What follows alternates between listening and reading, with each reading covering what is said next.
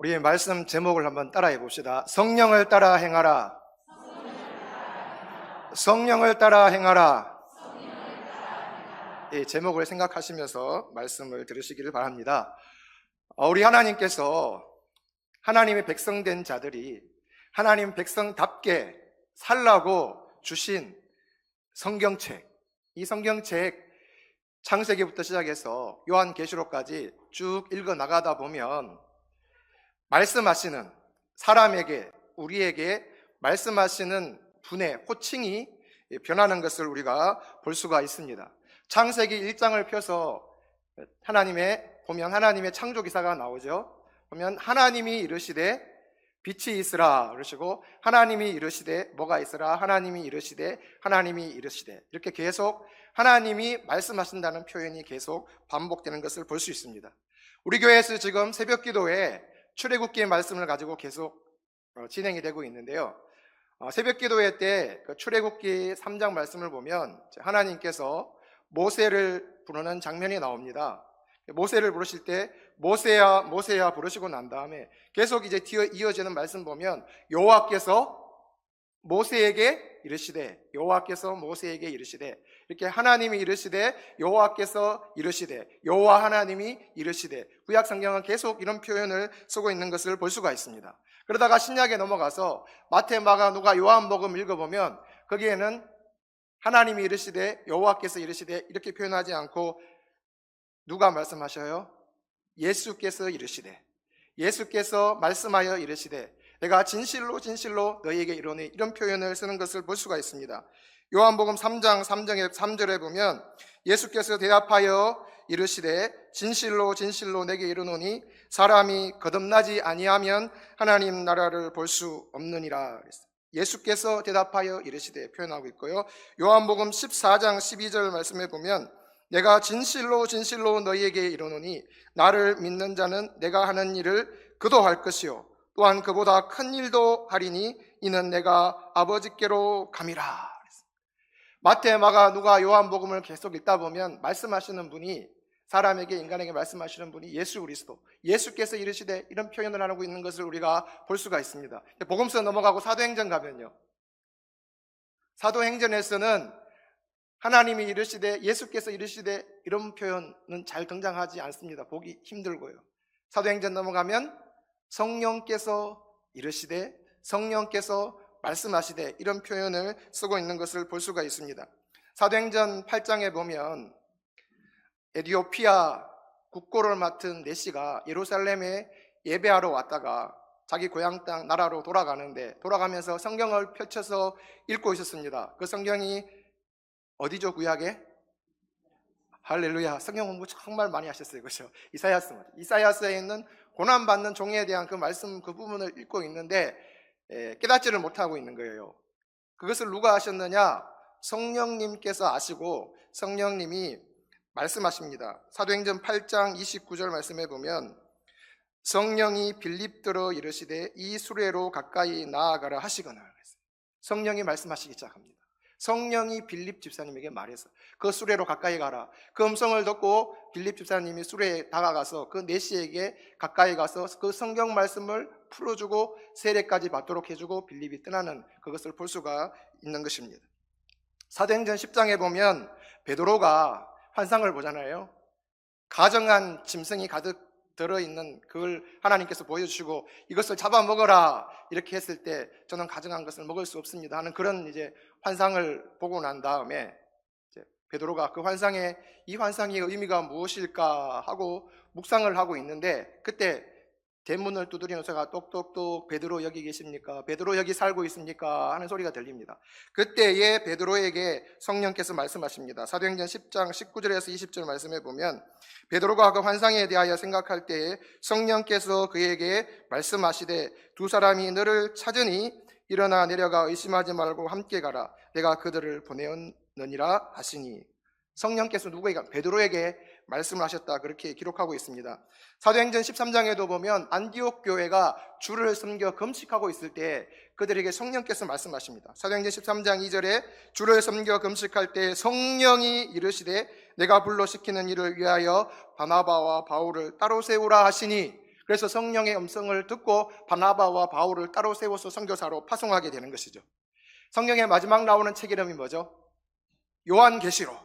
요한계시록 2장에도 보면 2장 7절에 귀 있는 자는 성령이 교회들에게 하시는 말씀을 들을지어다. 성령이 교회들에게 하시는 말씀을 들을지어다, 이렇게 기록하고 있습니다. 여러분, 예수님께서 부활 승천하시고 난 다음부터는 예수 믿는 자들에게 하나님의 뜻을 말씀하시는 분이 누구라고요?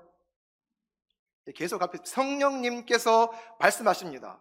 성령님께서 믿는 자들 안에 찾아오셔서 우리와 함께 하시면서 우리 내면에 거주하시면서 우리에게 말씀하십니다. 성령이 계속 말씀하십니다. 그래서 우리가 기도하면 이렇게 해야 돼요. 성령님, 저에게 말씀하여 주십시오. 주의 종이 제가 듣겠습니다. 성령님, 말씀하여 주십시오. 제가 따르겠습니다. 근데 우리는 이런 표현에 익숙하지 않죠. 주님, 예수님, 하나님 하고 부르고 따르겠습니다는 익숙한데, 성령님 말씀하십시오, 제가 따르겠습니다, 익숙하지 않지만 성경을 읽어보면 부활 승천하신 이후에는 예수님과 똑같은 분이 성령님이시잖아요. 보혜사 성령님이시잖아요. 성령이 우리 안에 오셔서 역사하시고 성령이 시시때때로 말씀하십니다. 여러분, 그 음성을 듣잖아요, 그죠? 우리 나쁜 짓 하고 주님 기뻐하시지 않는 것 하려 그러면 성령이 우리 마음속에서 쿵쿵 치잖아요. 네가 그러면 되냐고. 성령이 하십니다. 그래서 우리는 하나님이 부르시는 그날까지, 우리의 일생이 끝나는 그날까지 예수 그리스도를 구주로 믿는 사람들은 누구를 따라가야 돼요? 성령을 따라가야 돼요. 성령을 따라 행하는 삶을 살아야 될 줄로 믿습니다. 성령을 따라가는 것이 바로 주님 따라가는 거고, 성령으로 충만한 것이 예수로 충만한 것 같은 것입니다. 성령을 따라 행하는 삶이 되어져야 한다는 것입니다. 우리 16절 말씀 다시 보면, 내가 이르노니 너희는 성령을 따라 행하라. 그리하면 육체의 욕심을 이루지 아니하리라. 18절에 보면 성령의 인도하시는 바가 되면, 25절에 성령으로 살면 성령으로 행할지니, 우리가 읽은 본문에 계속 성령으로 살아야 된다, 성령으로 행해야 된다, 이렇게 계속 우리에게 말씀하고 계시는 것입니다. 여러분, 하나님의 백성들이 하나님의 백성답게 온전히 살아가려면 성령을 따라가야 됩니다. 성령을 따라가지 않으면 어떻게 되죠? 육체의 소욕을 이루게 되는 것입니다. 주님과 점점 거리가 멀어지게 될 수밖에 없다는 것입니다. 오늘 우리가 읽은 본문 19절에서 21절 말씀은 성령을 따르지 않고 육체의 소욕을 따라 살아가는 사람들에 대해서 이야기를 하고 있습니다. 육체를 따라가는 사람들은 이러한 죄를 짓는다는 것입니다. 19절 말씀에 보면 육체의 일은 분명하니 곧 음행과 더러운 것과 호색과, 이렇게 기록하고 있습니다. 음행과 더러운 것과 이 호색이라는 말은 모두 다 성적인 범죄를 말하는 것입니다. 성적으로 방탕해지는 것을 이야기를 하는 것입니다. 결혼한 부부 사이 외에서 성적인 행위를 하는 것은 모두 다 여기에 걸리는 것입니다. 육체의 일, 음행과 더러운 것과 호색에 속하는 것입니다. 그리스도인들은 부부 아닌 사람, 다른 남자랑, 부부 아닌 다른 남자랑 다른 여자랑 이 성적인 교제를 하면 안 되는 것이죠. 이거는 하나님이 기뻐하시지 않는 거라고 가르쳐주고 있는 것입니다. 구약에도 기록되어 있지만 신약에도 기록되어 있고, 오늘날 많은 사람들이 그런 일을 해요. 남자가 남자와 더불어서 부끄러운 짓을 하고, 여자가 여자와 더불어서 부끄러운 짓을 하고, 부끄러운 짓을 할 뿐만 아니라 오늘날은 거기에서 더 나아가서 남자와 남자가 결혼을 하고, 여자가 여자와 결혼을 하고, 아직 우리나라에서는 법적으로 허용이 되지 않았지만 결혼을 해서 함께 산단 말입니다. 6월 30일 한겨레 신문에 이와 같은 기사가 실렸습니다. 언니 봐봐, 여기 지난 2줄, 그러니까 뒤에 제목이 국내 첫 임신 동성 부부, 이렇게 해서, 그렇게 신문에 기사에 써져 있어요. 아주 이제 그 신문 기사를 읽어보면 아름답게 글이 써져 있어요. 우리나라가 저출산, 점점 더 아이를 낳지 않는데 적어도 마치 아이를 낳을 수 있는 한 가지의 방법인 것처럼 그렇게 신문 기사를 써놨더라고요. 그러니까 여자 둘이 결혼해서 부부가 됐는데 한쪽 여자가 남자의 정자를 기증을 받아서 임신을 하게 된 거죠. 부부가 됐는데 앞으로 어떻게 될지 모르겠습니다. 저렇게 하는 것은 하나님이 절대로 기뻐하시지 않는 거라는 것입니다. 또 7월 1일 날 여러분, 서울 을지로에서 어떤 일이 있었죠? 아시네. 퀴어 축제 있었습니다. 동성애를 합법화해달라, 동성 간의 성적인 교제를 하는 것을 옳은 것으로 받아들여달라고 이렇게 했는데, 이거는 절대로 하나님이 기뻐하시지 않는 육체의 일입니다. 음행과 더러운 것과 호색에 속하는 것입니다. 하나님을 모르는 자들은 혹시 저런 길로 갈지 몰라도 하나님을 아는 자들은 절대로 저런 죄악 가운데 육체의 일을 따라가면 안 되는 것입니다. 그 다음 20절 말씀해 보면 우상 숭배와 주술과 원수 맺는 것과 분쟁과 시기와 분냄과 당짓는 것과 분열함과 이단, 육체의 일에 대해서 쭉 열거하고 있습니다. 우상 숭배는 그야말로 신상을 만들어 놓고 우상에게 절하는 거죠. 우상을 섬기는 것을 말하는 것입니다. 근데 이건 꼭 신상을 만들어 놓고 우상에게 절하는 것뿐만 아니라 하나님보다 더 열정적으로 좋아하는 것이 있다면, 하나님보다 더 탐내는 것이 있다면 그것도 우상 숭배라고 성경은 우리에게 가르쳐주고 있습니다. 골로새서 3장 5절 말씀에 보면 그러므로 땅에 있는 지체를 죽이라 곧 음란과 부정과 사욕과 악한 정욕과 탐심이니 탐심은 우상 숭배니라. 탐심이 지나치게 무엇인가를 더 얻으려 하고 지나치게 있으면서 무엇인가를 더 가지려고 하는 그것, 하나님보다 더 추구하는 그것도 우상 숭배에 속한다고 그렇게 가르쳐주고 있습니다. 주술이라는 것은 마술을 행하는 것을 말하고, 원수 맺는 것은 정오심을 가지고 살아가는 것을 말하고, 분쟁은 다투는 것을 의미하고, 시기는 여러분 잘 아시잖아요. 분노하고 당짓고 이렇게 하는 모든 것이, 분열함과 이단, 이런 모든 것이 육체의 소욕을 따르는 것이다. 성령님이 원하시는 일이 아니라는 것입니다. 그리고 21절 말씀에 보면 투기와 술 취함과 방탕함과 또 그와 같은 것들이라 전에 너희에게 경계한 것 같이 경계하노니 이런 일을 하는 자들은 하나님의 나라를 유업으로 받지 못할 것이요. 이 엄청난 메시지입니다. 앞에 나오는 그런 육체의 일을 계속 따라가는 사람들은 결과적으로 무엇을 유업으로 받지 못한다고요? 하나님의 나라를 유업으로 받지 못한다고 선포하고 있습니다, 여러분. 우리가 예수를 믿는 궁극적인 목적이 하나님의 나라를 유업으로 받는 것 아닙니까? 근데 이런 육체의 일을 계속 따라가는 사람들은 하나님의 나라를 유업으로 받을 수 없다고 우리에게 말씀하십니다. 혹시 예수를 믿으면서도 여기 열것된 것 가운데, 말씀하고 있는 가운데 내가 빠져 있는 것이 있다면 어떻게 해야 될까요, 여러분? 계속 따라가요? 아닙니다. 버려야 되고 회개하고 돌아서야 되는 것입니다. 돌아서면 하나님께서 용서하시고 회개한 자에게는 은혜를 베푸셔서 성령을 따라갈 수 있도록 힘을 주시고 함께해 주시는 것입니다. 코로나 기간 동안에 세상 말로 많이 뜬, 유튜브에서 많이 뜬 목사님이 계십니다. 박한수 목사님이라는 분인데요. 여러분 혹시 아세요? 예, 말씀 들어보셨어요? 예, 박한수 목사님, 그분이 우리 교단 목사님이시고요. 보니까 우리 이번 주간에 장로연합회 수련회 경주에서 하잖아요. 그게 이제 강사로도 초청돼 계시더라고요. 저도 이제 여러 번 말씀을 들었는데 그분이 우리 교단, 통합적 교단 어떤 목사님보다 이 성령에 대해서 말씀을 많이 하시는 것 같아요. 성령에 대해서, 성령 충만하고 성령 따라가고 이런 거에 대해서 말씀을 많이 하시는데, 그분의 간증 가운데 나오는 얘기입니다. 어느 집사님이, 남자 집사님이 교회에 열심히 잘 다니는 집사님, 잘 섬기고 예배도 빠지지 않고 이렇게 열심히 이제 교회를 섬기니까 어느 날 이제 항존직 투표를 하는 거예요. 장로, 안수 집사, 권사 투표를 하는데 이분이 딱 된 거예요. 사람들 보기에 너무 이제 신실해 됐는데 목사님을 찾아왔어요. 목사님, 안수 집사가 된 거예요. 목사님, 저는 직분을 받을 수가 없습니다. 집사님 무슨 말씀이십니까? 집사님 그렇게 신실하게 교회 예배도 잘 나오시고 잘 섬겨서 성도들이 인정하고 하나님이 인정해서 피택하여 주셨는데 왜 직분을 받을 수 없단 말입니까? 사실은 목사님, 제가 드릴 말씀이 있는데 제가 아직도 담배를 못 끊었습니다. 교회를 나오면서 예수 믿으면서 담배를 끊으려고 그렇게 여러 번 애를 써보고 막 했는데도 제가 담배를 못 끊어요. 교회 항존 직분자가 돼가지고 계속 담배를 피우면은 하나님의 영광을 가리는 것 아닙니까? 그래서 제가 이거 담배 끊을 때까지는 제가 직분을 받을 수 없다고요. 그렇게 이제 거절을 하는 거예요. 그래서 같이 기도하면서 이 목사님께서 집사님에게, 집사님 결단 한번 합시다.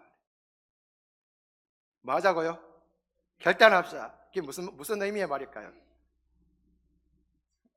담배 끊는 결단을 하는데 집사님이 이제 하시는 일이 있는데 그 일을 잠깐 내려두고 기도원 가시라고. 집사님도 그런 마음이 생겼고, 그래서 이분이 기도원 가서 금식하면서 하나님 앞에 기도하려고 기도원을 가신 거예요. 담배 끊기 위해서. 가서 이제 기도하기를 시작했는데 하나님께서 이 집사님의 중심을 보시고 큰 은혜를 베푸셨어요. 그래서 기도하는 가운데 담배에 대한 생각이 싹 사라져 버렸다는 거예요. 과거에는 담배 맛이 그렇게 좋고 냄새만 맡아도 좋고, 여러분 담배 냄새 맡으면 기분 좋죠? 저도 담배 냄새 맡으면 기분 별로 안 좋은데 가끔씩 이렇게 한 번씩 이렇게 날아오는 냄새가 좋을 때가 있어요. 담배 냄새가 왜 이렇지? 아마 제가 담배를 피웠으면 많이 피웠을 것 같은 생각이 듭니다. 보통 때는 막 이게 담배 냄새 맡으면 미식거리고 막 속도 안 좋고 막 그러거든요. 근데 어쩌다가 한 번씩 이게 좋게 다가올 때도 있는데, 이 집사님은 그 기도원 갔다가 가서 은혜 받고 난 이후로는 그 담배 냄새가 딱 질색이라는 거예요. 그때부터 담배가 딱 끊어졌다는 것이죠. 그래서 결단하고, 하나님, 제가 육체의 일을 따라가던 것 이제는 더 이상 하지 않기를 원합니다. 하나님, 제가 성령을 따라 살기를 원합니다. 결단하고 기도하니까 하나님께서 그걸 거두가시는 거예요. 그래서 못된 습관, 하나님 기뻐하시지 않는 습관, 기도하면 하나님이 끊어주시는 거예요. 내가 억지로 해야 되는 게 아니고. 그러고 나야 성령을 따라가죠. 성령을 따라가요. 자, 우리가 성령을 따라 살아갈 때 그러면 어떤 좋은 일이 일어나느냐? 22절부터 해가지고 여러분 우리가 다 잘 아는 성령의 열매에 대해서 기록하고 있습니다. 22절, 23절에 보면 성령의 열매 9가지에 대해서 쭉 기록하고 있는데, 처음으로 나오는 것이 무엇일까요? 사랑이라 하는 것입니다, 여러분. 우리가 성령을 따라 살아갈 때 우리 심령 가운데, 우리의 삶 가운데 이 사랑의 열매가 맺혔는데, 이 사랑의 열매라는 것은, 이 사랑이라는 것은 바로 하나님의 사랑을 의미하는 것입니다. 용서할 수 없는, 사람이 볼 때는 용서할 수 없을 것 같은 죄인들을 무조건적으로 사랑해 주시는 그 하나님의 사랑이에요. 기브 앤 테이크, 주고받는 인간의 사랑이 아니에요. 네가 나한테 좀 잘했기 때문에 내가 나한테 좀 잘한다, 이런 사랑이 아니에요. 너는 나한테 잘한 것 아무것도 없지만, 오히려 너는 나에게 원수와 같은 존재이지만 그런 너를 내가 사랑한다, 이게 하나님의 사랑 아닙니까? 인간이 할 수 없는 사랑을 말하는 거예요. 근데 이런 사랑을 어떻게 하면 할 수 있다고요? 성령을 따라갈 때, 성령을 따라 행할 때 이런 사랑의 열매가 우리 안에 맺혀서 이런 사랑을 할 수 있게 된다는 것입니다. 사랑의 원자탄이라는 별명 가진 분 계시죠? 손양원 목사님이죠. 저는 듣기도 하고 영상도 보고 막 그렇게 했는데 보통 인간으로서는 그렇게 못할 것 같아요. 어떻게 그 한센병 환자랑 같이 지내면서 아픈 부위를 그렇게 닦아주고 또 자기 아들을 죽인 그 사람을 양자로 삼아서까지 돌보아 줄 수가 있을까? 인간의 사랑으로 할 수 있을까요? 인간의 사랑으로는 못해요. 그런데 그분이 그렇게 한 것은 하나님의 사랑이 죄인들을 위해서 자기 아들을 아낌없이 내어주신, 우리가 청량할 수 없고 헤아릴 수 없는 하나님의 사랑이 그 심령 가운데 부어지니까 원수도 사랑하게 된다는 것입니다. 오늘 우리도 마찬가지입니다. 우리가 성령 충만하고 하나님의 성령을 따라 행할 때에 그런 사랑으로 사랑할 수 있게 된다는 것입니다. 이 사랑이 우리에게 가득하기를 소원합니다. 하나님은 원수도 사랑했는데 우리끼리는 옆에 계신 분들 한번 사랑합니다, 축복합니다 한번 해볼까요? 사랑하기 쉽잖아요. 원수 아니니까. 사랑합니다, 축복합니다.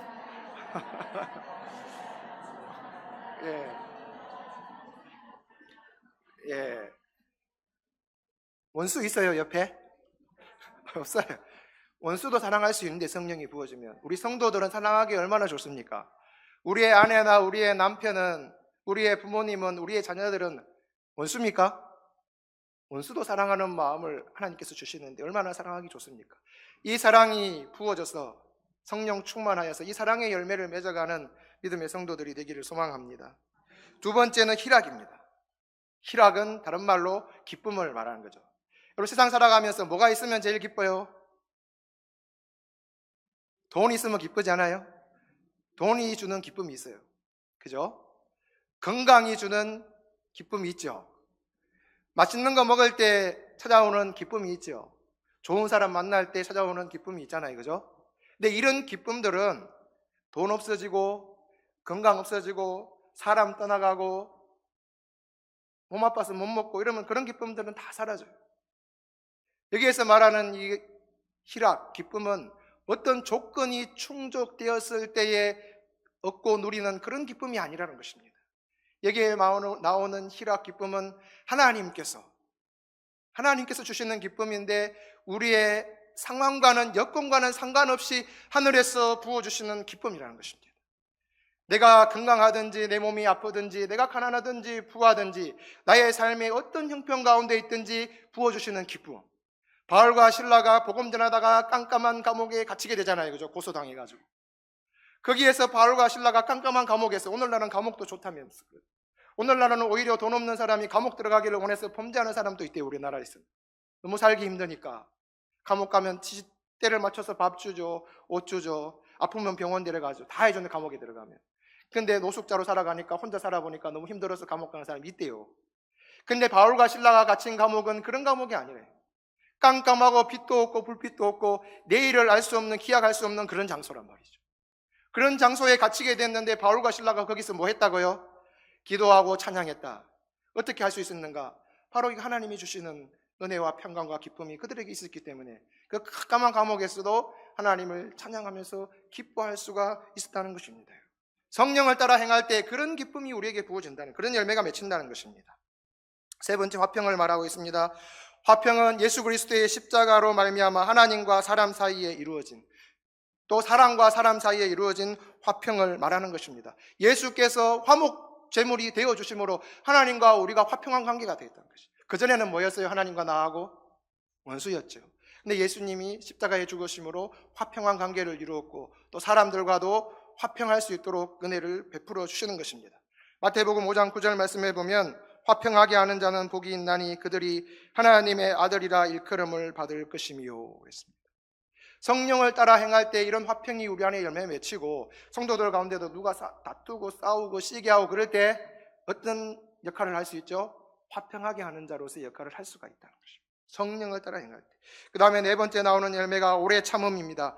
이것은 그냥 인간이 잠시 참는 그거 아니에요. 하나님께서 죄인들을 향해서 길이길이 참아주시는 그 참음, 그 인내를 말하는 것입니다. 하나님께서, 예수님께서 바로 오시지 않고 계속 재림을 지연하시는 이유가 뭐라고요?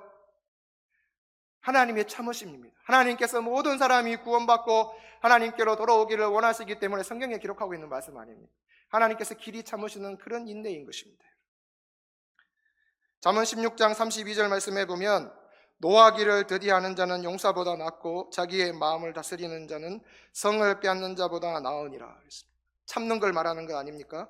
히브리서 12장 3절에 너희가 피곤하여 낙심하지 않기 위하여 죄인들이 이같이 자기에게 거역하신 일을, 참으신 일을 생각하라. 예수님이 참으신 것은, 죄인들이 그렇게 채찍질하고 침뱉고 모욕하고 조롱해도 예수님은 참으셨다는 것입니다.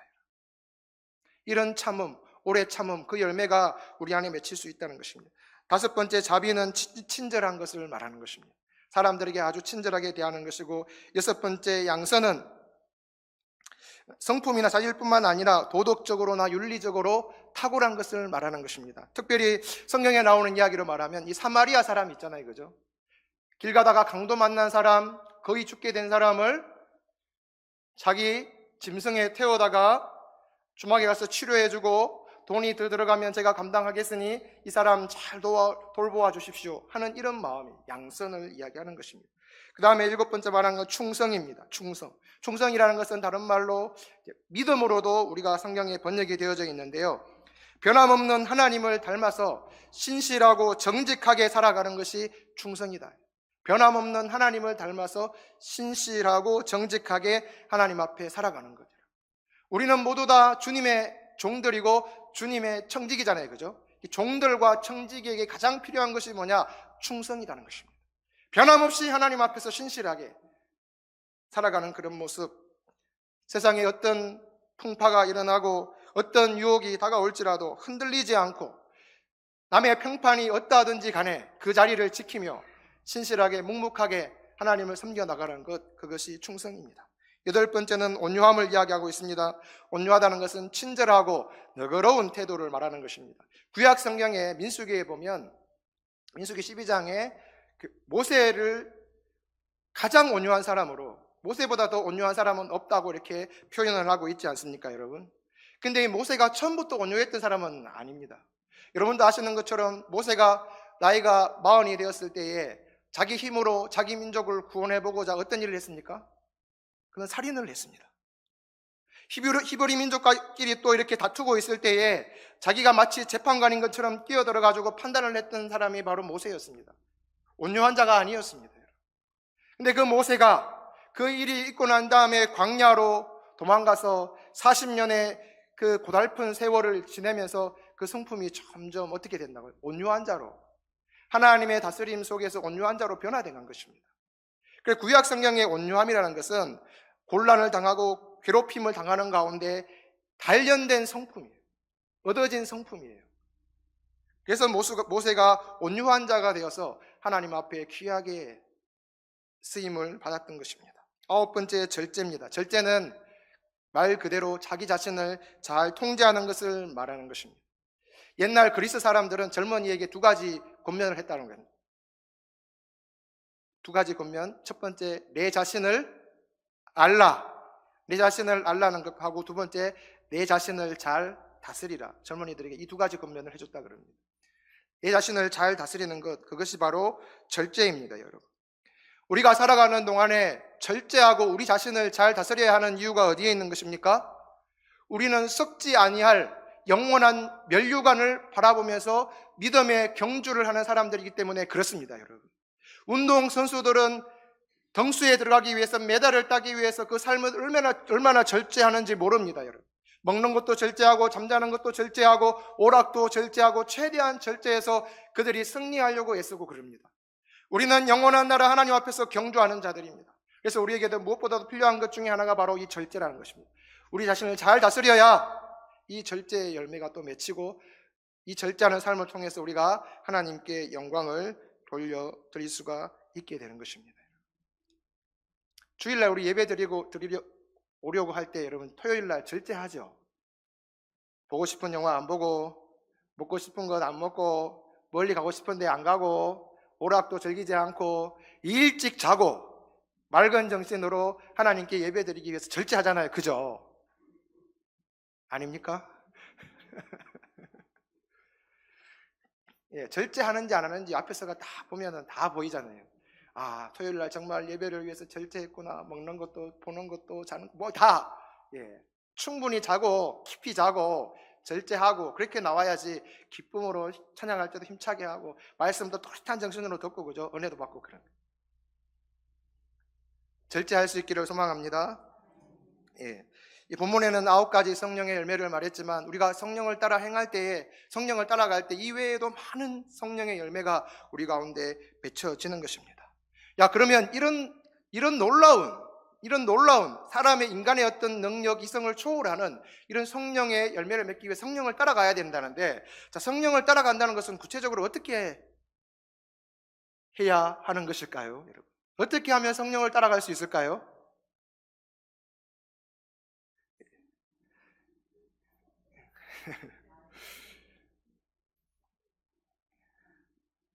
술을 따라가려면 어떻게 하면 됩니까? 술을 따라가려고 하면 술 취하면 돼요. 술 계속 마시면 술 취해가지고 술이 이끄는 대로 갑니다. 그렇죠? 맞지요? 술 취하면, 술 계속 마시면 술 따라갑니다. 이제 쉽잖아요, 그죠? 성령을 따라가려면 성령으로 충만해서 성령에 취하면 됩니다. 성령 충만함을 받으라. 성령 충만해져. 우리가 기도하고 찬양하고 말씀 보는 가운데 성령으로 충만해지면, 충만해지면 성령 따라가게 되어 있습니다, 여러분. 억지로 우리가 의지와 이성으로 이 열매를 맺어가는 것이 아니라, 우리가 이성으로 의지로 맺어지는 열매가 아닙니다, 성령의 열매는. 우리가 기도하고 성령 충만할 때 자연적으로 성령께서 맺어지게 하시는 것입니다. 그래서 우리 교회가 이 성령을 따라갈 수 있기를 소망합니다. 성령 충만해서 하루를 시작할 때 기도로 시작하고 말씀 보고 시작하고 내 안에 채워지는 성령의 은혜를 충만히 받아서 하루를 시작하고, 하루가 끝났을 때 하나님 앞에 겸손하게 기도하고, 이렇게 할 때에 우리 각자의 삶에 우리 교회의 성령의 열매가 많이 맺어질 수 있다는 것입니다. 그래서 또 말씀드립니다. 내일부터 새벽기도 나오십시오. 새벽기도 못 나오시는 분은 하루의 첫 시간을 가장 가까운 곳 아니면 집에서라도, 그리고 어떤 분들은 그러더라고요. 새벽기도 너무 멀면 집에서라도 방석을 놔두고 방 한쪽 구석에서, 아니면 아무도 거하지 않는 방이 있으면 그쪽 구석에다가 방석을 딱 놔두고 기도하는 장소 해놓고 혼자 고요히, 또는 음악을 틀어놓고 하나님 앞에 성령 충만을 구하면서 은혜를 입고 그 하루를 시작한다는 거예요. 제가 우리 청년들한테도 계속 이 이야기를 하고 있습니다, 여러분. 성령 충만해야 하나님 뜻대로 살아가죠. 뭐 안 그럴 것 같으면 세상처럼 살아가십시오. 세상 사람처럼. 오늘 우리가 이 말씀을 다시 한번 새기고 따라합시다. 성령을 따라 행하라. 성령을 따라 행하라. 예, 기도하고 성령 충만해서 성령을 따라 행하는, 성령으로 살아가는 모든 노원교회 성도님들 될 수 있기를 소망합니다. 기도하겠습니다. 살아계신 하나님 감사합니다. 오늘 말씀을 통해서 성령을 따라 행하는 것의 중요함을 배웠습니다. 다시 한번 우리 마음에 새깁니다. 우리 삶 가운데 하나님께서 미워하시는 육체의 소욕은 십자가에 못 박아버리게 하시고 늘 깨어 기도하고 말씀 보고 성령 충만하여 성령을 따라 행하는 삶을 살아가게 하옵소서. 그리하여 말씀에 기록된 것처럼 우리 삶에 성령의 열매가 가득하게 하여 주시옵소서. 하나님께 영광을 돌려드리는 삶을 살 수 있도록 성령님 우리를 주장하시고 인도하여 주시옵소서. 예수님의 이름으로 기도드립니다. 아멘.